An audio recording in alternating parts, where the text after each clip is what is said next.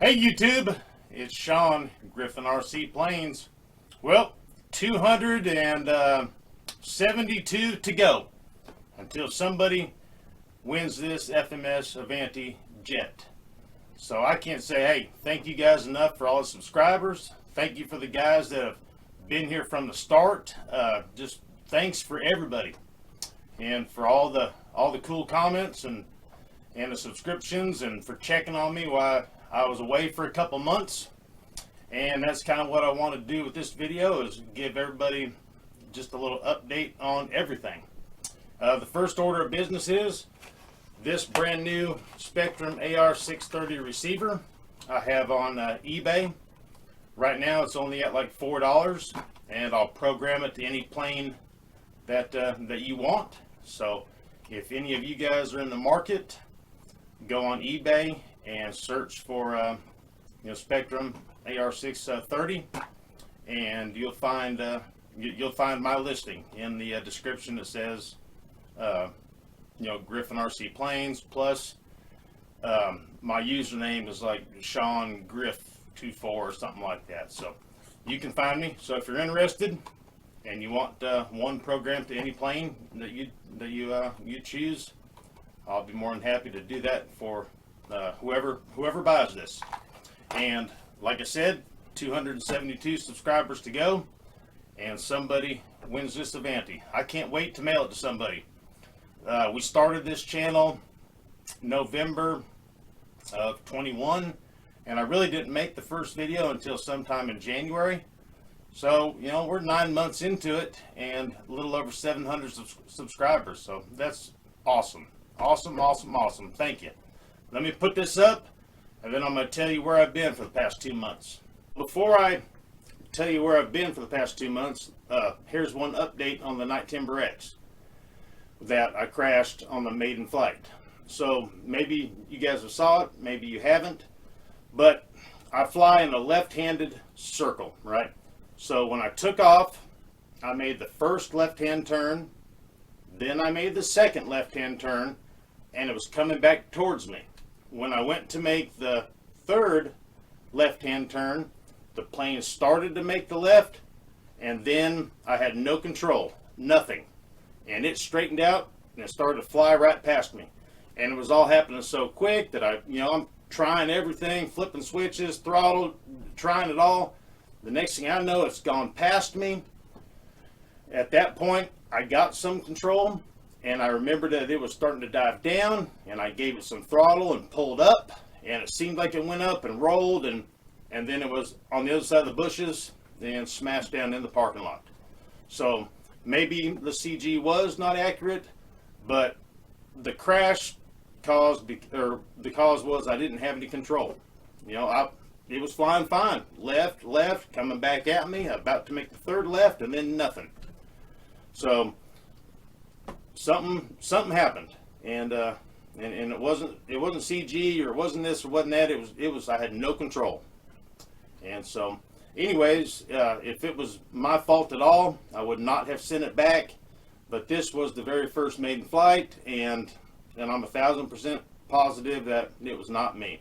So I sent it back to them, and I got the confirmation email today that they've received it. So that's where it stands right now. That's all I know. When I get another email, I'll give you guys another update. So we'll see what happens. So, all right. So today's October 1st. It's technically September 30th. Late at night, midnight after. And so today is the first day since August 3rd that I've been home and back to normal. No extra animals, no drama, just it's back to normal for right this second. All right, where have I been for the past 2 months? Well, I've been doing a lot. I've learned a lot, done a lot, been stressed out a lot. I've been through a lot. So here's what a lot is. Let me paint the canvas for you here. So I'm from a small town in California called Lompoc. It's central It's between Santa Barbara and Santa Maria. The Vandenberg, now the Space Force, is what puts that town on the map. So, and my mom lived there. Her husband passed away this past May. And the talk always was, if he happened to pass before she did, then my mom wanted to move here to Middle Tennessee, where my brother and I are. Well, my mom's husband, Bill, has been fighting cancer for the past 5 years and finally lost the battle. My mom has been diagnosed with vertigo. That's a balance issue thing. I don't know all the technical stuff about it. But she's been diagnosed with that for quite a while, and I've known it. Now, the last time that I've seen my mom until this trip right now was about 3.5 years prior. It was January, like whatever, 3.5 years before this August. And when I saw her, she flew here to Nashville. She rented a car from the airport. My brother met her at the airport, but she had planned on driving to my house directly from the airport. So that was her health condition at the time. She had a cane, and I think that was mainly for just insurance, But she was, fully committed and ready to pick her rental car up and drive to my house. So that's how her condition was 3.5 years ago. And since the 3.5 years since I've seen her, she's been diagnosed with Parkinson's. And I really didn't ask a whole lot, and she really didn't tell me a whole lot about what Parkinson's is and what the condition is. So now keep in mind, she had this vertigo thing. And she had told me about 2 years ago that she was going to have this, what she called a brain surgery. And I guess it was something to drain some fluid off your brain, and that would help with the balance. And she said after she had that surgery, but at first she was sending me pictures of her head that was shaved. And then a few weeks later, she said it was a miracle. She was walking, no problem, driving, just doing great. And she was taking care of her husband, Bill, which was good because her health was good. She was, driving and walking, and her balance was good. And she never really brought up Parkinson's at all. And then all of a sudden one day, she kind of got rushed to the hospital, and I guess her body was rejecting this thing that they put in her head to drain the fluid for the vertigo. It was rejecting it, so they had to take it out like that hour.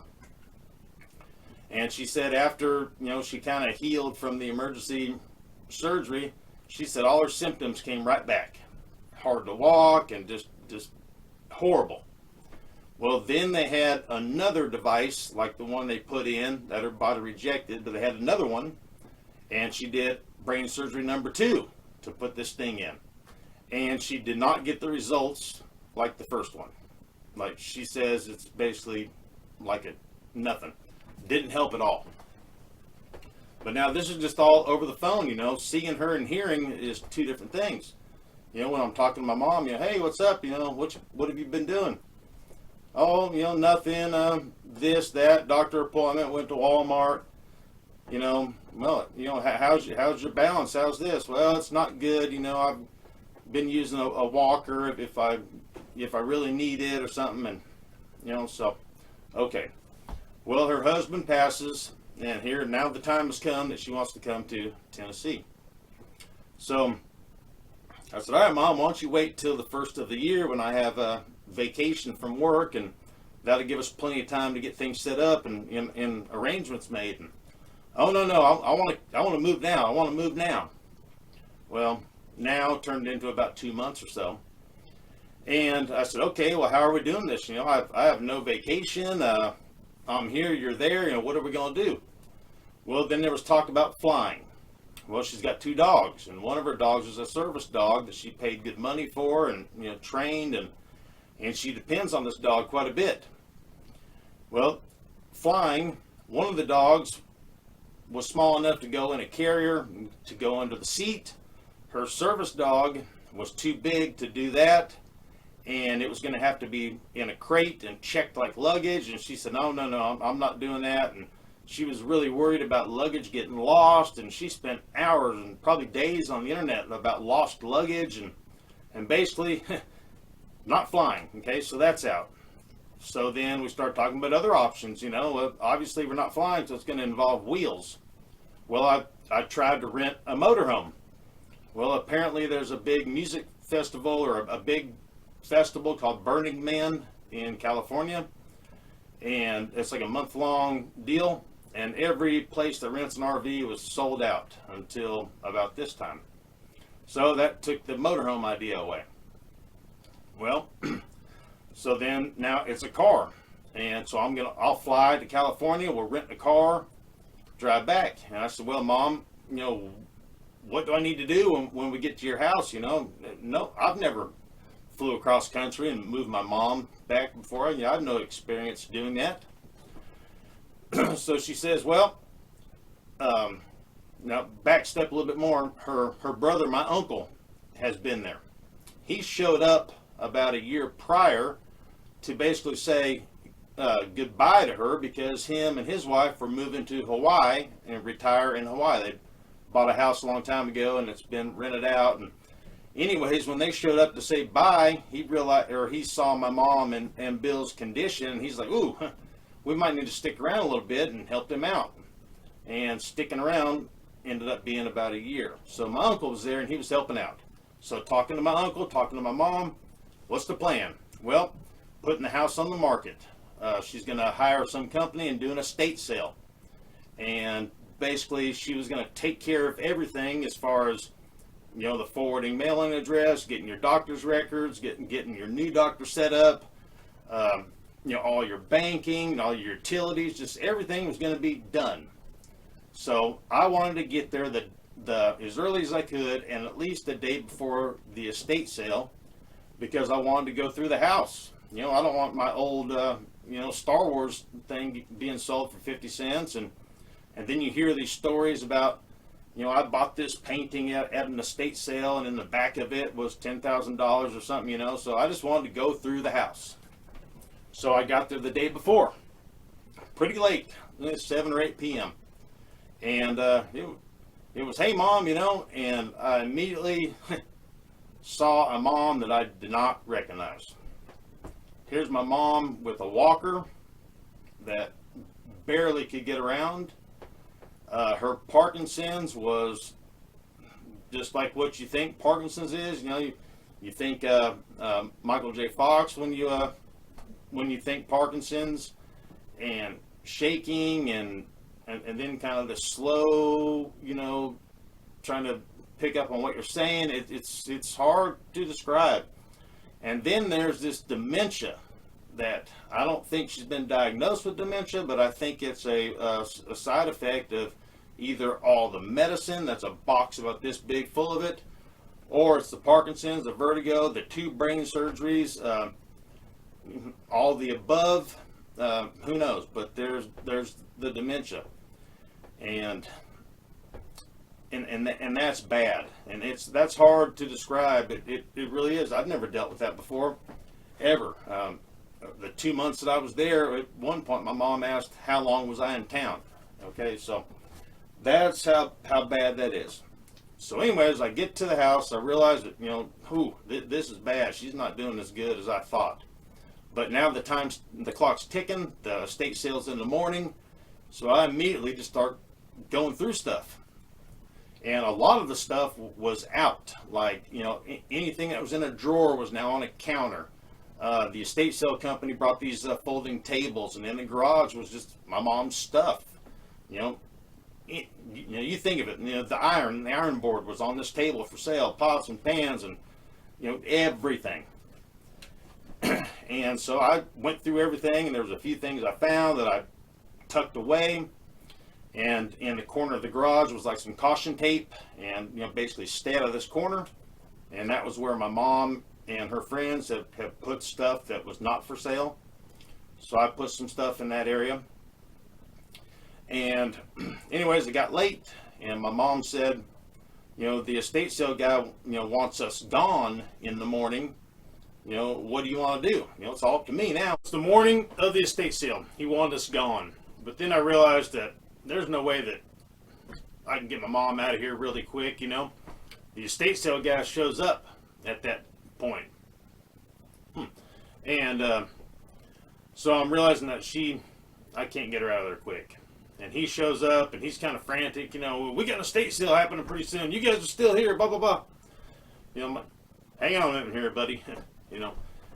Okay, plan B. She's not leaving. What do you want to do?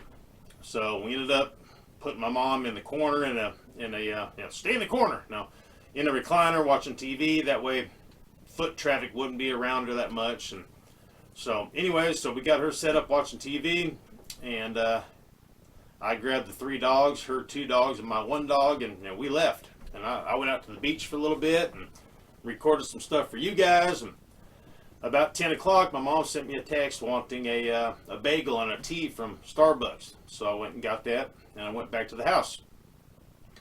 Gave that to my mom, and I met her girlfriend that showed up. And then I heard the dryer going. Now, the night before, I started a load of laundry, and I asked Mom and her friend, did you start the dryer? And they both said no. So then it dawned on me, somebody must have bought the washer and dryer, and they were nice enough to dry my clothes before they took it. So, dealt with that, got my clothes out, and about that time, the estate sale guy came up to me and he said, what did I want out of the refrigerator? And I'm like, well, hang on a minute here, man. I'm starting to learn here now my mom's condition is not what I thought it was, and I might be here a little while, so I'm going to need the fridge. So I said, hold on. And I went and called my mom's realtor and got the number from my mom. And when I spoke to the realtor about the fridge, she's like, yeah, I was really, she said, it really startled me that your mom wanted to sell the fridge. The kitchen is, like the cubby hole for the fridge is specially designed, that size, and the fridge matches the rest of the appliances. And she said, she's like, yeah, I was really surprised your mom wanted to sell it, and whoever's buying it, they got to have the same size opening in their kitchen, or maybe they're just going to put it in their garage. And I asked a estate sale guy, how much you selling it for? He said like $280 or something. I said, no, we're not selling it. And the real estate agent said, good, it needs to stay there. It matches all the other appliances. It's made for that opening. And so, then that's just another little piece of the puzzle I'm picking up about my mom's, the way she's thinking and not thinking. So the estate sale is going on a little bit more. And I went up to the estate sale guy because, I stayed there after that now.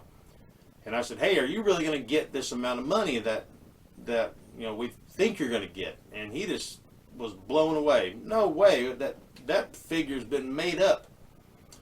Now, that figure was how I was going to pay for everything, for the rental car, for lodging, for everything, for the entire trip. I got no vacation days. That's how everything was going to get paid for.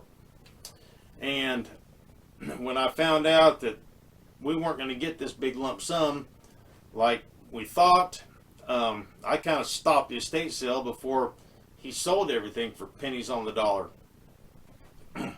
So the estate sale's over. The guy shows up again on Sunday to clean up and give my mom, her cut, which was $4,000. He claimed he got $4,500, and he felt bad. He only took $500 instead of his full 20%. So, and we were thinking like $17,000. So now it's Sunday night. The estate sale's over, and I got an entire house full of stuff. And now I'm starting to learn about my mom's condition. Everything's supposed to be done right, and obviously it's not. Because if I would have allowed the estate sale to continue as it was going, I still would have been left with a whole house full of stuff. He was only selling the big ticket items, and you can't guarantee buyers are going to show up to buy everything. So the estate sale's over. It's Sunday. Come Monday morning, the doorbell rings fairly early. I get up, and it's a lady with 2 kids, like younger kids, like 7 and 3 or something. I said, hi, can I help you? She said, I'm your mom's caregiver. And I said, and I looked down at her kids.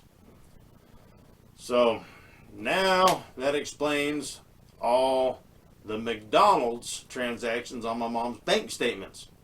My mom's paying this lady to take care of her, but she's babysitting her kids, and then my mom's feeding her and her kids every day. So I fired the caregiver. So guess who the caregiver is now? me. Now that's a full-time job by itself. So now I'm a caregiver, and I'm doing stuff for my mom that, you know, just leave it at that, man. It's, you know, she needed help. She was in a walker, you know, she needed help doing everything. So now that's me, and I'm starting to realize everything, you know, because there's nothing has been taken care of like I thought it was. You know, I'm supposed to come after the estate sale, sweep and mop, pack my mom, grab the dogs, hit the road. I'm back to work in 2 weeks. No, that's not the case. So I'm starting to learn about finances, doctors, realtors, you know, this estate sale deal, the way my mom thinks, just all kinds of stuff. And I started, you know, learning about her finances because I've set her up with an assisted living place. They cost a pretty good chunk of money each month, and how are we going to pay for it? You know, so I need to know this. Well, now this is a pretty important thing. Now I know why my mom wanted to move rather quick, because there was a couple IRAs that were paying them monthly checks, and they were getting paid to my mom's husband, and the way the money was drawn was payment till death. So my mom knew that some checks weren't going to be coming in anymore. So then I asked my mom, you know, broke the news to her that those checks weren't going to be coming in anymore, and she knew that. And I said, well, what else do we got? And she said that she's got her Social Security and Bill's Social Security. Well, I didn't know anything about Social Security checks. Well, that's not the case. You don't get both. You get one or the other, and you get the higher of the two. So now I'm figuring out mom's income. I'm figuring out that nothing's been taken care of, and you know, I'm the caregiver. They're just, the list goes on and on and on about what I'm dealing with. Doctor appointments, medicine, and insurance, and the real estate lady. Then I started talking with the real estate lady. Everything in the house needs to be fixed, and there's a list a mile long. You know, every door jamb is wrecked from wheelchairs and walkers. You know, light bulbs are out. There's holes in the walls. My mom's, one of the sinks in the bathroom is dual vanity. The sink was broke. Had a hole busted out in the sink. That big. All right. Walking in the front door. What a peephole. That thing is big. Look at my hand. That's a heck of a peephole. Walking in the front door. We got Brutus. And what's your name? What's your name? Oh.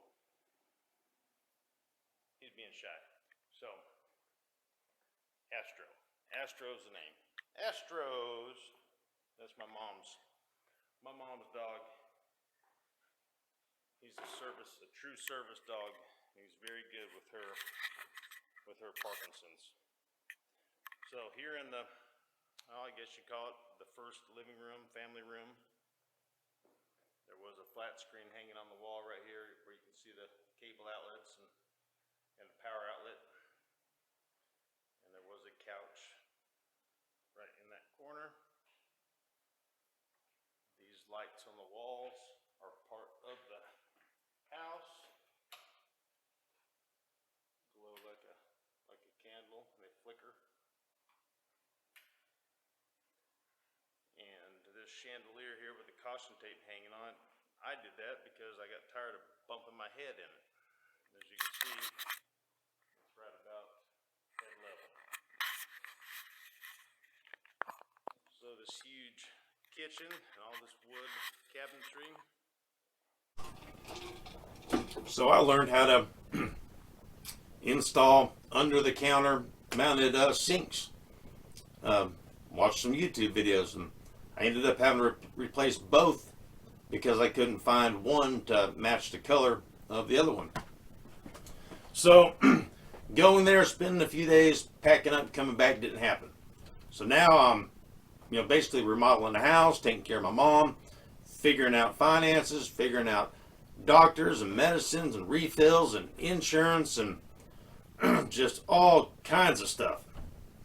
And long story short is I finally got the house repaired, got everything in order enough to make the trip back. So we made the trip back. I made it to California in 2.5 days. It took us 5.5 to come back because everything just takes longer when you're traveling with a handicapped mom and 3 dogs. You know, a bathroom break for me on the way out was pull over on the side of the interstate. If it was nighttime, that was it. Back in the car and hit the road.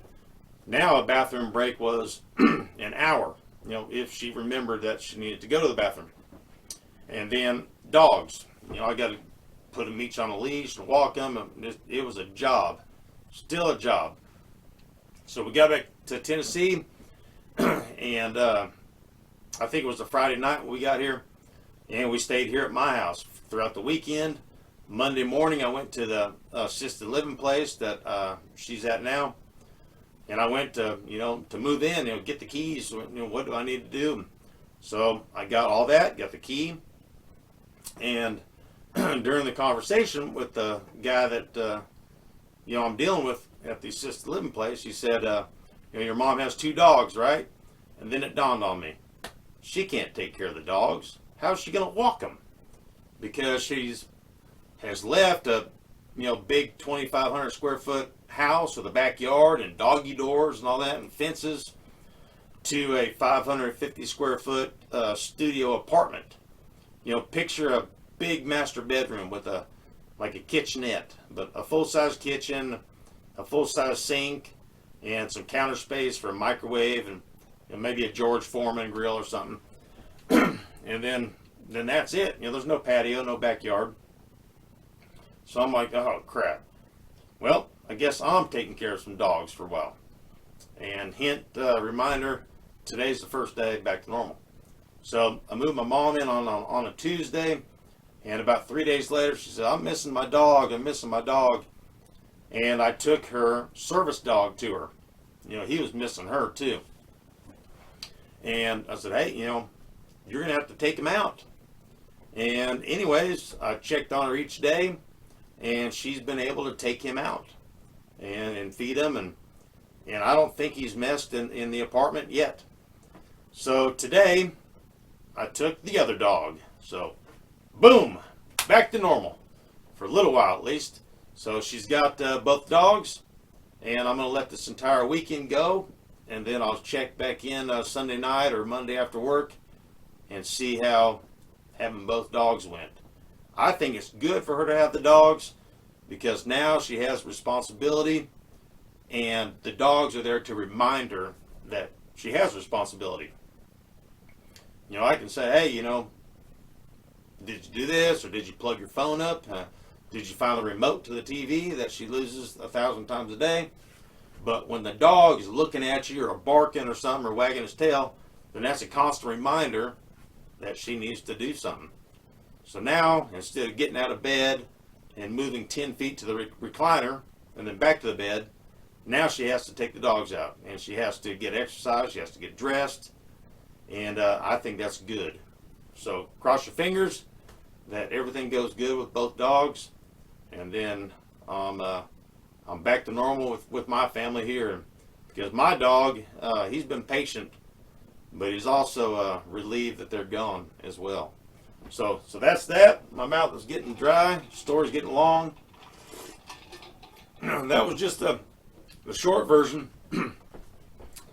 It's more in detail, and it was quite the eye-opening experience that nobody has experience for. You know, I've never done this before.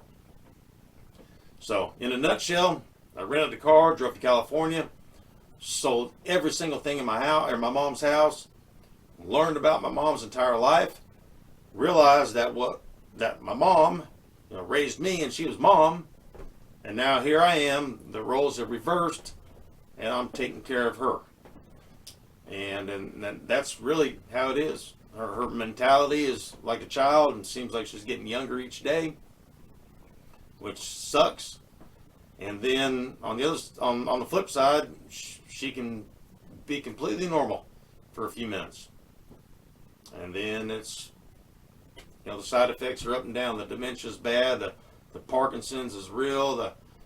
The vertigo thing is real. So she's not very mobile. And then there's other times that she's with her walker. I've seen her walk for hours. So hopefully with with good and nutritious food, which that assisted living place has, and they manage her medication, maybe we'll see some some improvements. So okay, that's that in a nutshell. I got a lot of footage on this video, or on this trip, and I'll sprinkle some of those videos in here and there. So that's all for my trip story. I'm back, dog free, and until next time, you'll see me here. Thank you, guys. Yep, right there. All right.